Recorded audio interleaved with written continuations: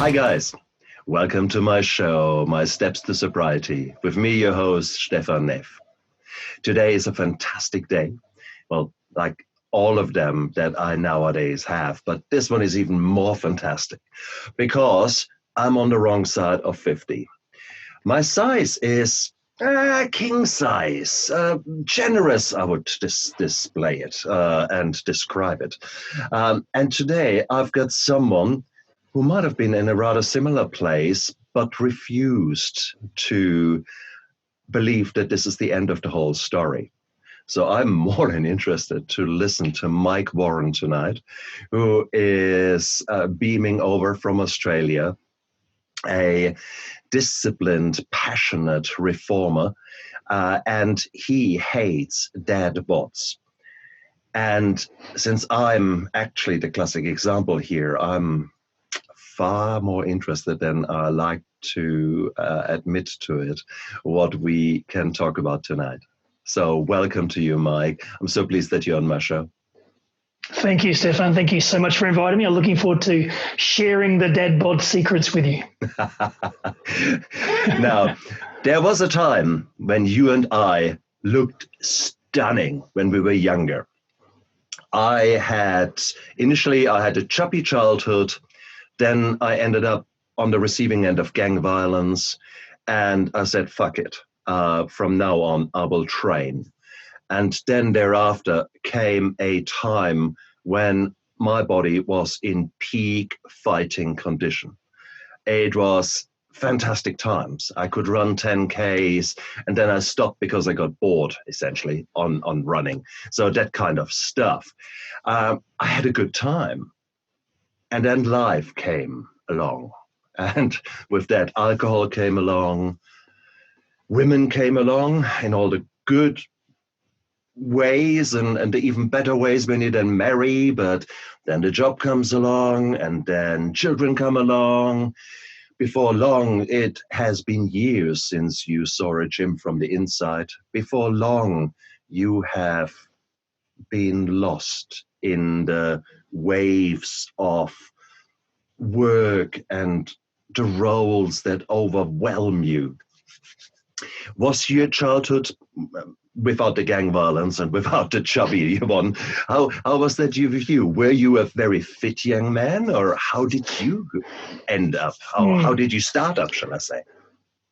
Well, interestingly, I started from school into the fitness industry. So my first 15 years of my working life after I sort of turned 18 was in the health club industry. So I was a professional fitness trainer. I was a gym owner. I had 6 health clubs. So I was a business person. So I was very much involved in the industry. And then I sort of moved away from that and forgot all my learnings. But it's exciting now to go back and be able to use all that from my childhood in helping the guys who are trying to ditch their dad bod. What threw you off your proven path? I mean, your brain, your top there knew exactly what to do. My top, I'm a doctor, for crying out loud. I can tell you exactly what you should do. Now, between what should be done, between talking the talk and walking the walk, there's a little bit of a difference. What threw you off? I think what threw me off is probably very, very similar to a lot of the guys tuning in. Life just got in the way. So I was in the fitness industry, and then I moved out of the fitness industry into a career that wasn't involved in fitness. I ran a consultancy company, and I was based out of Singapore. We had an office in the UK, office in Australia, so lots of travel, very career focused. The opportunity to eat lots of yummy food at restaurants, the opportunity to drink, the opportunity to socialize, the opportunity to put my career and my job before myself and my family and my kids. And that's not a bad thing. That's just what a lot of guys do. We prioritize that. And we put our hand up and say that we're doing it for our family and for our kids, and we justify that the long hours, the travel, the business is for the betterment of our life with our family and kids. But in reality, it's very easy to get caught up in the trappings of that life and just not prioritize your own wellness. And I was a classic example, and that led me down a pretty dark and dangerous path. And then I made a discovery one day. I made a realization. I drew a line in the sand and said, enough's enough. Let's turn this thing around. How long were you in the business world there? So I still am. So I've always been an entrepreneur, always owned my own businesses, still own businesses. So I've always been in business. The business that probably was my undoing was probably around about 6 or 7 years, which was a global consultancy that led me down the path of the travel, the drinking, the food, the decadent lifestyle, my shit doesn't stink, I'm amazing, I'm successful, go me. That type of I'm invincible type path was where I lived for a while there. And the alcohol would reinforce that. Hey, you're in a fine restaurant there. You have your Chateau de la, and that's nice. Let me swirl a little bit around, and then after the 5th glass, just bring me another bottle. Come on, yeah, that's right. I can remember that well. Yes, absolutely. So I guess I started off living the high life, but then it very much became the fuel that I had each day was alcohol. So that was it wasn't, I would still call myself and still refer to that time as I was a high performing alcoholic. I performed at my peak levels for probably a 3-year period. And for the majority of that period, if I was to blow into a breathalyzer, I would blow numbers most of the time, 24/7. So I was performing at a high level, but I was also drinking at a high level, always been a high performer. And that's exactly, you have described many men out there in that age group, because you don't get to the levels of success that many of us are enjoying by just sitting on your ass. So you're working long hours. There is stress, there is distress, and there are emotions that are not being met. There are frustrations that you can't do much about, or you forget what to do about them and rather go for the easy fix or the food, the comfort food. Yes. So, I mean, these things are there. So now I very much realize where you have been, and many of us men out there will do the same. So what the hell? I guess my original sort of interpretation of before I called myself an alcoholic and before I identified with myself being an alcoholic, my image and understanding of an alcoholic was someone who needed alcohol to remove themselves from a current mindset, be it depression, be it anxiety, or used alcohol as a crutch. I never would say that I used alcohol as a crutch. It just was my habit, my go-to habit. I didn't get sad and depressed and hit the sauce. I didn't get upset and angry and drink. I just drank as a part of my daily routine. I would start my day every day with a frozen vodka, which I'd put in the freezer the night before. So it was absolutely chilled. It was always Grey Goose, because the good stuff. And I would wake up in the morning, and the first thing I did was have a shot of frozen Grey Goose. And that was just my day. And that was 7 days a week. And then it just became a day of drinking. It was just what am I going to drink today? Am I in the office? Am I out? Being self-employed and having the flexibility to make my own hours, I could craft my own day around making sure I had places to stop and have a few drinks. I wasn't driving. I wasn't doing anything unsafe. I was just drinking my way through the day. So it wasn't a crutch. It was just par and parcel of, breathing, sleeping, living, eating, drinking was par and parcel of my day. What did it give you? What was the feeling when you had that vodka in the morning? The feeling, I would justify that it was the heart starter. It was the almost pure alcohol to cleanse the system. Right. It would certainly clear away any cobwebs from the night before, and there was always going to be cobwebs. It would certainly burn everything on your palate, so you could start drinking beer and doing getting to the first drink of the day, and that was the next thing. So you'd have a vodka, and then obviously I would wash it down with a beer, and then sort of go on from there. So it was a habit to give you. It wasn't for confidence. It wasn't for anything else. It was a habitual way to start the day and begin the process. And there is a certain glorification of alcohol. Mm. We are both in the same age group, thereabouts. Yes. So certainly your peers, and when I say peers, your role models in the film industry, the heroes that we watch, they were hard drinking guys in the 80s and the 90s, and it was cool to wake up with a stubble. I ran around forever with a stubble, 3-day stubble. That was my thing. The kind of sort of the rough pirate kind of look, and the alcohol went perfectly with that, wasn't it? So I can see where you came from.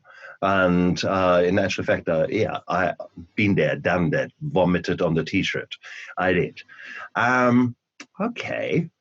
So that is actually quite a track record. To do that for a few years is forming, isn't it? It was, and being an Aussie, and being when you're from Australia, drinking is one of our national sports. We're very, very good at it. We pride ourselves on it. It's socially acceptable to drink a lot, and amongst the male community, not so much now, but it certainly has been very, very acceptable to go beer for beer, back to back, not worry about getting drunk. It's one of those things that the guys in Australia do. So you weren't sort of socially ostracized for having a lot to drink. I had a very good reputation for being a bloody good drinker.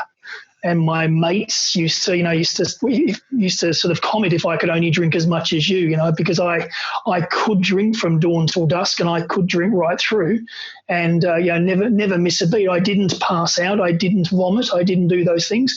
I just drank, and I was very, very good at it. But it was culturally acceptable, and it wasn't a problem in the community or the world I was in.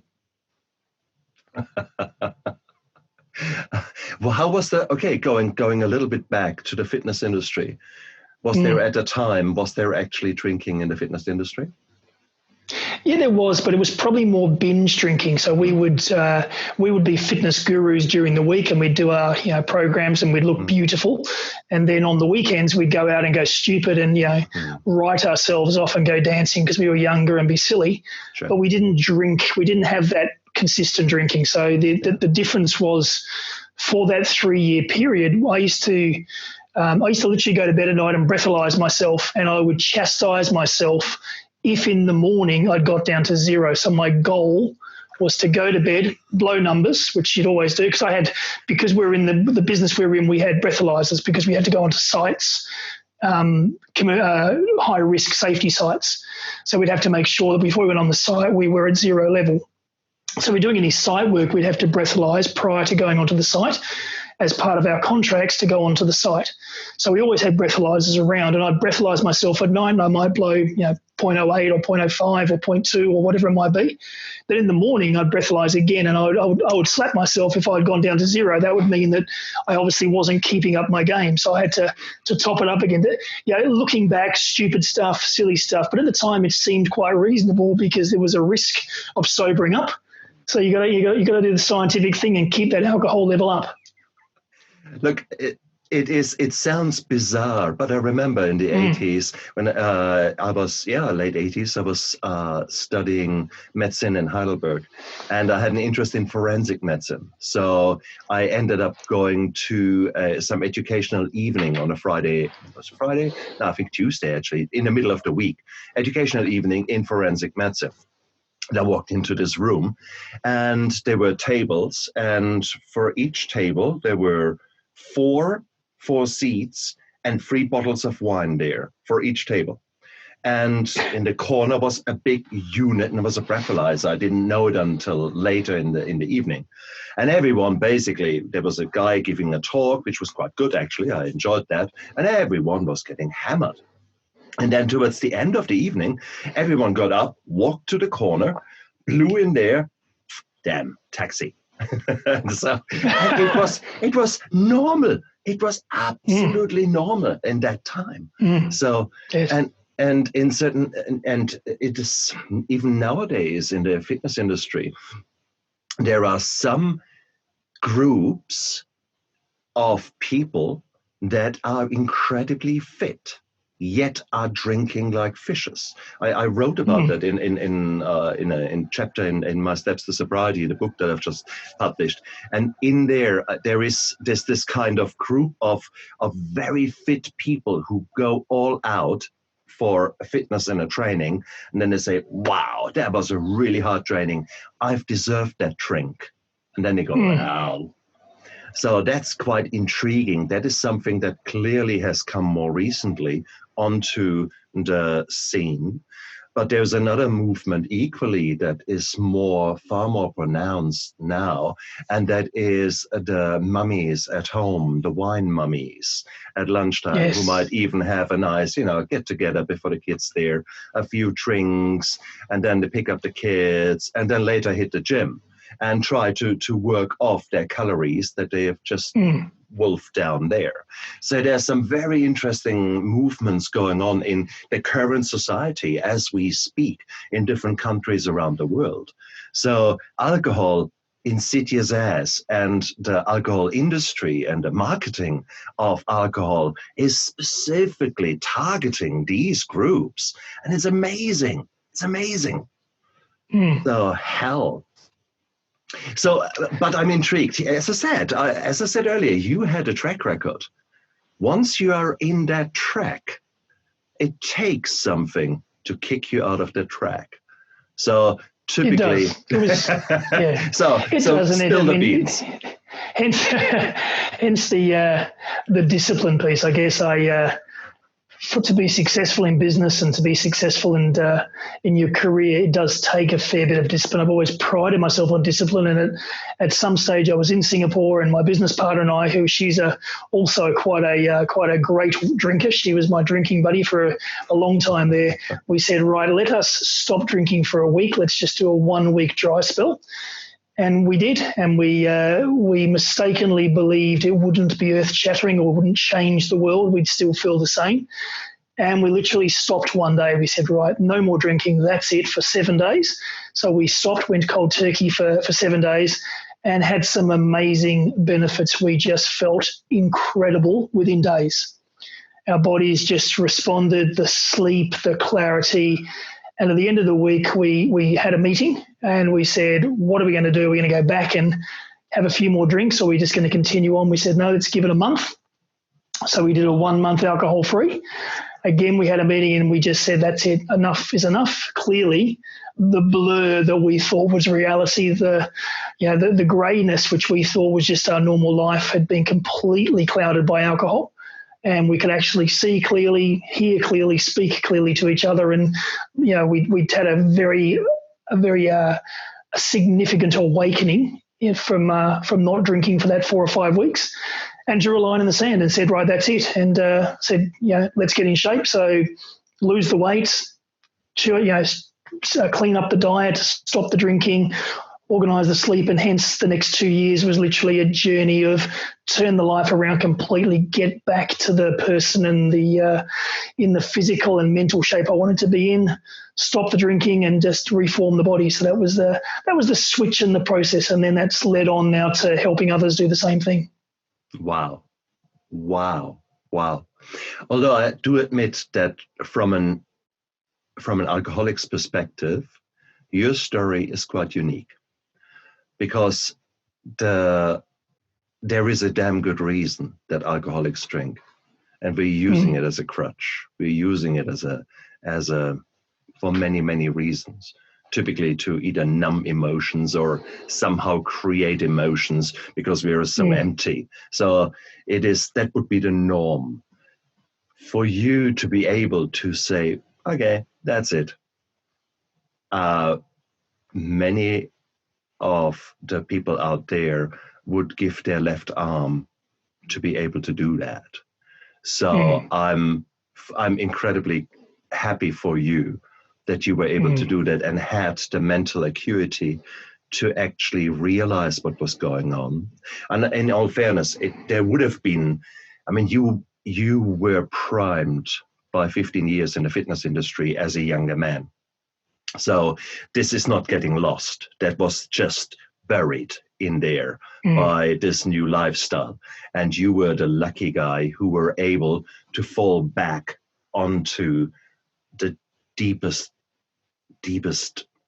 deeply ingrained emotions that you had associated with your training and with the life then. And I guess that's probably the reason why for a long time, up until probably 12 months ago, I would not have identified myself as an alcoholic because at the time I did not believe I was an alcoholic. My image of an alcoholic was someone who was alcohol dependent. And I had never at any stage felt I depended on alcohol. When I ran the numbers on what I drank, we would drink 5 to 6 bottles of vodka a week between the two of us and 6 to 7 cartons of beer a week between the two of us. And that's my business partner and I. And that's just in the office. And then you'd go out to restaurants and have more. So it's a huge amount of alcohol consumed from 7 o'clock in the morning through to 1 or 2 o'clock in the morning consistently and breathalyzed regularly to keep the numbers up. So if you're looking at purely from a technical aspect, was I an alcoholic? Absolutely, not a shadow of a doubt. But never at any time during that 3 or 4 years or 2 or 3 years did I think I was dependent. This was a by choice. I'm having a beer because I love beer. I love vodka, so I'll have beer, and I'll just keep doing that all day. Then I'll lay down and get up and do it again. So different, when we spoke about coming onto the podcast, I know I was an alcoholic, but I don't feel that sense of kinship with what I would say is alcoholics who had a dependency and had difficulty giving up, because I just literally made a decision, no more alcohol, and that's it. But then what changed 12 months ago? When you said up until 12 months ago, you would have not identified yourself as an alcoholic. Yeah. What happened then? I guess what happened 12 months ago was so going back after I made the decision to get myself in shape, it took me a couple of years to lose 20 kilos, sort out my diet, sort out my sleep, sort out my mindset. I gave myself a good 2 years to do that, which is what I did. And so got myself in shape, and I was in and still am in amazing shape for a 55-year-old guy, great physical shape and physically fit. And all my mates were saying, Mike, you're in amazing shape, you're doing great things. But because I'm a selfish prick and have always been a selfish prick, I do things for myself. I get myself in shape. I'm self-motivated. I didn't think about helping my mates. I just got myself in shape because that was my goal. I wanted to get in shape. So I was solely focused on looking after Mike, getting Mike in shape so he can be a better dad, better husband, better in that space. But I didn't think about helping my mates because that wasn't on my agenda. About a year ago, some of my mates said, can you help me? And it was at that stage I thought, well, you know what, I can help you. I've got obviously the training, the fitness training. I've reformed myself. I understand. It was only then when I started to create what's my story to start Ditch the Dad Bod, to start the process of helping others. And I reflected back on my story I was an alcoholic, and I was fat, and I was lazy, and I was eating shit food, and I thought I was amazing, and I was traveling around the world, and I made a decision to move forward and change my life. But I had to say to myself, you were an alcoholic. Whether you thought about it at the time, you were absolutely an alcoholic. So be loud, be proud, say it out loud, because people will identify with that particular place you're in, and you're going to help guys who are in that space who go, I'm an alcoholic too, I can get out of it because that buffet there could do it. Absolutely true. Couldn't believe more. Let's just get our definitions right. When you said, I'm fat, does that mean you had 12% body fat, or was it 13% body fat? No. No, I mean, I was obviously fit when I was in the fitness industry, but I did put on 20 kilos. So now I'm about 88 kilos, 78 kilos-ish, but I was creeping close to 100 kilos. I was fat. I had a couple of spare chins, a bunch of rolls on the belly. So compared to my ideal weight, about 20 kilos, about 40 pounds heavier. But for some guys, they'd look at me and go, you're not fat. But I was 20 or 30% fatter than my ideal weight. So each guy listening will relate to what their ideal body size is. Add 20 or 30%, you feel like shit because your clothes don't fit, you're lethargic, you're tired, you ache, you hurt, you don't feel good about your body. True, 100%. Cool. So, how did you turn around? You said it took you 2 years. Well, I would postulate, come on, as a personal trainer, would you give your mates 2 years to get their shit sorted? Yeah. Like, not really. It took me 2 years probably to come to the point where I knew how to do it. I could articulate and coach people through the 3 steps to get in shape. It took me probably 6 to 12 months, probably 12 months to be in the shape I was in. I was experimenting with different diets, different ways of eating. I was experimenting with different exercise types. I was playing with sleep and mindset. So I was doing a bunch of things purely to get myself in shape, to optimize my own physical performance, but also to figure out if I was going to help guys or if I was going to move forward and do it for others, what did I need to know? And I had to go back to my fitness training, back to my personal training days to put it into not a program. We don't have a program as such, but we have certainly 3 key elements that we focus on when guys join us and come into Ditch the Dad Bod, which is the group that I now run. They come into that group and we focus on those 3 key areas. And we know historically guys over 40 with a dad bod focusing on those 3 key areas, getting their mindset sorted, will get in the best shape of their life and maintain it forever. That sounds, for many people out there, a story too good to be true. But if you look at what people have achieved in their life, they will have gone through hell and back for their career. They will have done tremendous things for their family in order to bring money in. We all are heroes in our own little way. What most of us heroes forget is that you don't just look after others or after your career. We forget to look after ourselves. And I'm the biggest culprit there. And that is, I guess, where your paradigm shift comes in, because you are no longer accepting the excuses of, it has been a really busy day. You're actually saying, no, actually, you need to do something. But don't just do something. Here is a structured plan that worked for me and worked for the other guys in this group. And by the way, let's be accountable. Do I get your program right? Is that about it? You do. So, I mean, essentially what we now have is we have a free Facebook group called Ditch the Dad Bod that is specifically targeting guys. We say over 40, but it just seems to be guys over 40 start to recognize they've got a dad bod and start to jump into the group or be aware. It's a huge variety of guys from across the globe. And essentially they're there for one simple purpose. They want to ditch the dad bod, live a long, healthy, happy life with their family and kids, and they want to make sure they stay in shape. Now, having said that, each of the guys that comes into the group has their own story, has their own history, has their own demons, have their own baggage, and we accept and acknowledge, but we don't play to that. We accept the fact that if you're here, you're looking to get your body in shape and get your mind in shape. So the guys who come into the group, we welcome everyone, and then we support, we guide, we coach, we provide information.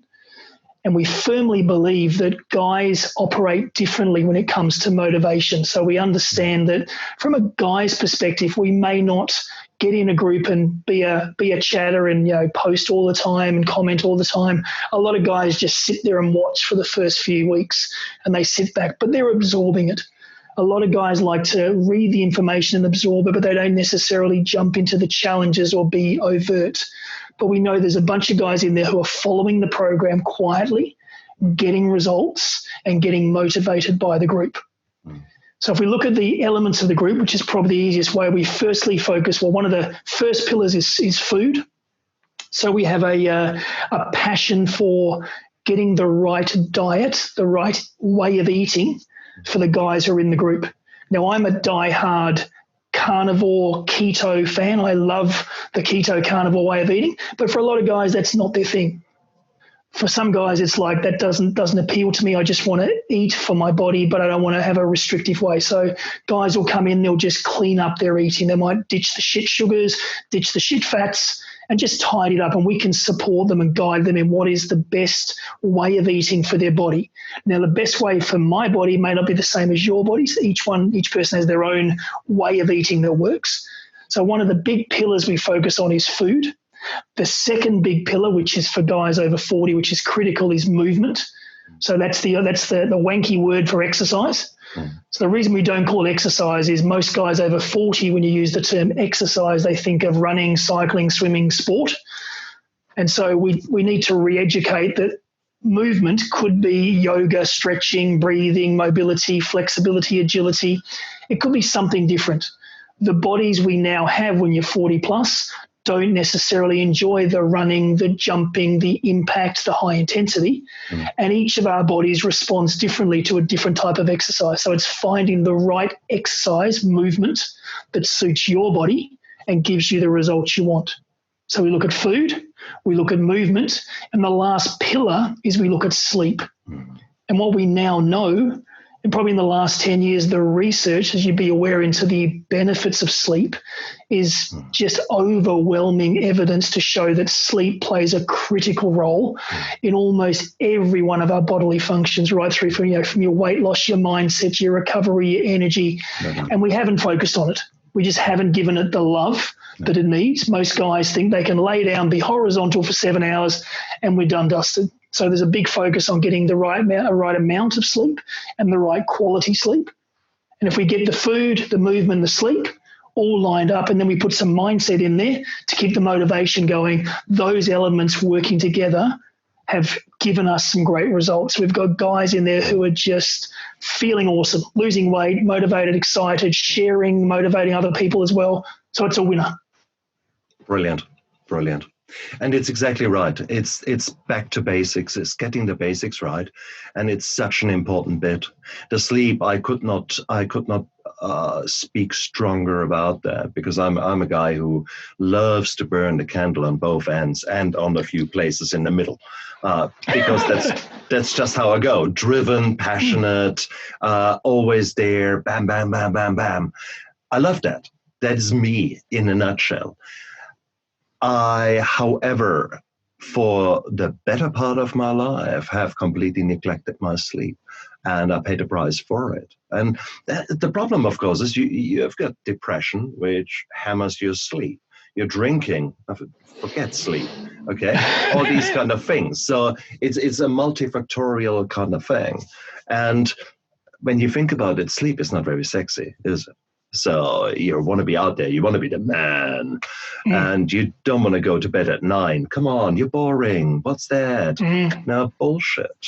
And historically, Stefan, you're right. It's the Margaret Thatcher way of you should be able to survive on 3 or 4 hours sleep a night. There certainly has been a feeling that if you're a high performer, if you're a leader, you survive on 2 or 3 hours sleep a night. And we now know that 7 or 8 hours sleep a night is how the high performing leaders actually survive. But we've all grown up in the era of less is better when it comes to sleep.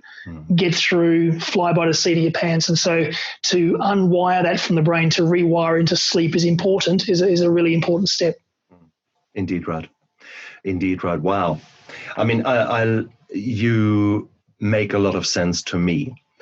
And you might also sound a bit scary to all the guys out there who are sort of thinking, oh my God.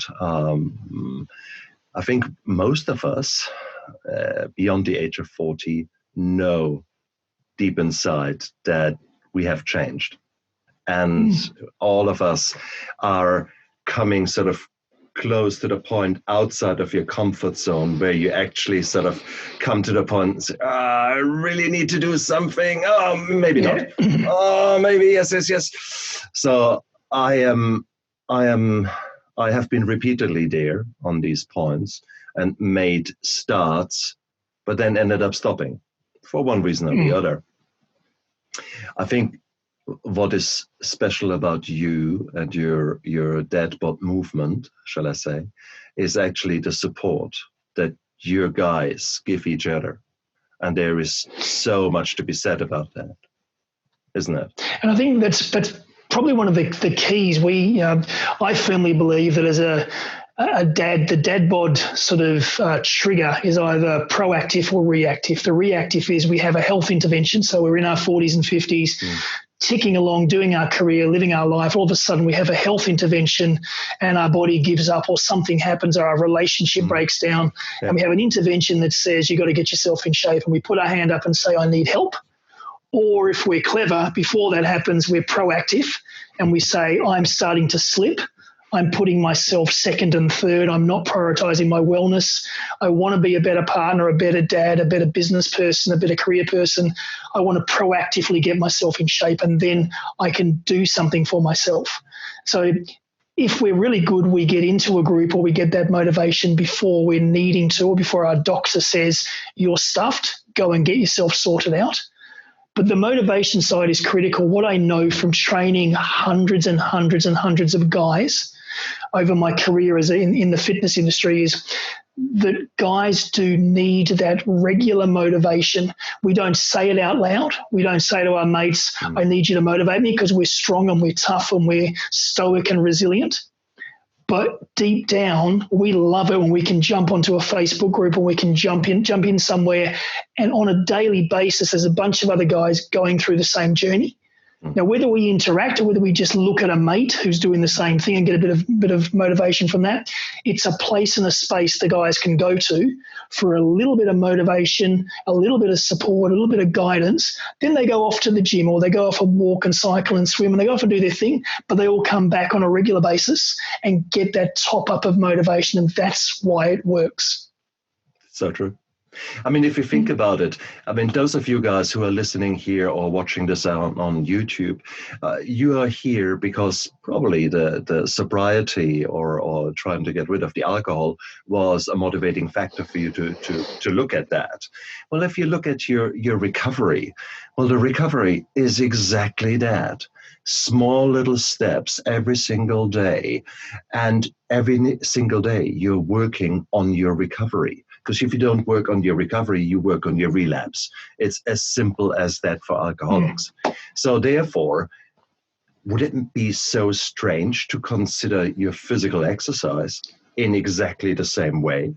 The new you, the dad bod minus it still has the bod and it's still the dad, but the slimmer dad bod, I guess. However you want to call the new version of you. You know, it needs the same thing. It needs the motivation. It needs the ongoing support. And that's so beautiful that you actually offer that. That is a fantastic thing. So without labeling it somewhere for alcoholics or people who are considering giving up the booze or going through that transition, without labeling as that, it is the perfect place for someone who's struggling to take their mind off drinking, to come and be part of a community where our mind, we don't talk about drinking, we're not focused on drinking, we're talking about food, movement, sleep. And if you get those three right, you probably don't have time to drink as well. So exactly. It gives you another focus point without saying you're an alcoholic and so we need to help you. It's let's focus on this, because if we focus on this and get this right, this bit over here won't be as interesting anymore. You said it. You nailed it, man. Mike, you absolutely know it is. That is exactly what is the key to living a beautiful life, and that's the key to sobriety. It's not to stop drinking. Yeah, you can try that, but for most of us, it will not work because you haven't dealt with the underlying problems. You also have not changed your behavior in such a way that you suddenly think, wow, I've sweated 90 minutes and it was actually good fun. And I did it in such a way that was satisfying for me, whatever that turns out to be. And you think, wow, did I do that? Or that you actually buy yourself some trousers and think, shit, I need 2 sizes less. Wow, I didn't even see that it happens. And there is this little bit of puffing up and a kind of, wow, I did that. Hey guys, this is a new life. This is waiting for us out there. This is absolutely. I actually am excited about that. In all fairness, Mike, I think that was meant to be that I interview you today. That was meant to be. I expect to see I'm approving your entry into the group a bit later on this afternoon. Yeah, exactly. I expect to see you're in there. I want to be in. I want to be in. Well, you see my fingers already typing. Tell me, where do I need to go? Where, if people are interested in joining your movement and getting rid of the dead bod, tell me, where do they go? So it's a free Facebook group. So if you're on Facebook, it's really simple. You just simply search in groups for Ditch the Dead Bod.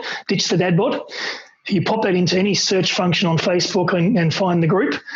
You answer a couple of questions, you're in, and as soon as you're in there, you'll see exactly what we've been talking about. You can sit back and just cross your arms and watch for a couple of weeks, so there's no need to do anything. There's no fancy intros required. You can just sit and observe, and then when you're ready, when you're comfortable, we can certainly provide the support and the guidance and get you started, but it's a very easy process.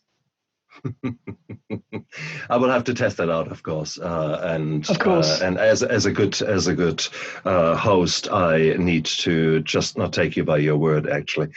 So yes, it may very well be that you guys see me on that Facebook group from now and then, appearing as well in the future. So hey, it is what it is. It is. Like you, I'm turning nearly 55 next month. So here you go. It's time to focus on the last pillar of my development that I have neglected. I got my shit together when it comes to the alcohol. I got my shit together with relationship, with creativity, spirituality, all the things that were maybe not so great in my life. I've ticked them off, but the one thing is still my body, and it's still there's still certain gremlins up there and probably in there, which drive me to the overeating, to the comfort eating, to raiding the fridge at 10 o'clock at night. So I need to work. Yeah. Sorry. And it is sad that when we get to our 40s and 50s, often we've got our shit together financially, our families, and we've lined up all those ducks, and then we could potentially spend the next 20, 30 years enjoying the fruits of our labor. Or if we haven't looked after our body, we spend the next 20 years with all the ability to have a great life, but physically we can't do it. So this is the time of our life when we can afford to travel, we can afford to enjoy our life. It's making sure you've got the right mind and the body to carry you through that really exciting part of your life. So true, so true. Mike, thank you so much for the pep talk. I mean, it shows. I mean, I hear your passion, your discipline that's just drooling through these words. Christ, how can you get not excited about going onto this journey? This is virtually impossible. You're a dangerous man. I give you that. No, so that is cool. Mike, thank you so much for coming onto my show today. I'm dead excited because for me, I will follow you and I will see what you're up to, what your group is up to. And you guys out there, you know, if I can do it, what about you guys? Hey, just, absolutely, you know, give it a shot. I mean, what have you got to lose? Well, we're not going anywhere, Stefan. The group's there. It's free. There's no products. There's no programs. It's just come into the group and try it. Yeah. If any of the guys out there listening are on the fence, it doesn't cost anything just to jump in and try and have a look. If it's for you, you'll stay. If it's not, you'll go. But it's a great stepping stone. So thank you so much for the opportunity to share Absolutely. The word and spread the passion. Mike, thank you so much for coming onto the show. And you guys out there, you look after yourselves, make this world a little bit better every day, one day at a time, one decision at a time. It's your choice. It's your choice how to live. It's yesterday was yesterday. Today, live it for what it is, the beautiful second that you have right now. And tomorrow hasn't even started yet, so forget tomorrow. Just right now, make the right choice right now for you and live your life to the fullest. So look after yourself, guys. Speak to you soon. Bye.